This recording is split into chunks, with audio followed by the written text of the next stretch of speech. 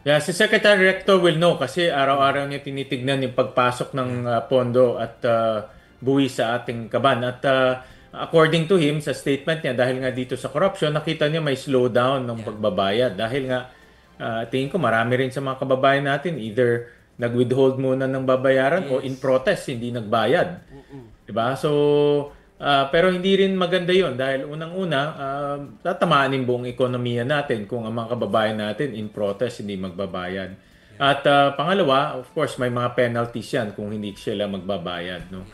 So, I think temporary lang naman 'yan. Ang importante ngayon, sabi rin ni ni Secretary Recto, at I agree with him na dapat may managot, no. Accountability ang importante. At ako optimistic ako na kung mabilis ang pag-file ng kaso at mananalo yung kaso at may makukulong, babalik rin ang kumpiyansa ng taong bayan.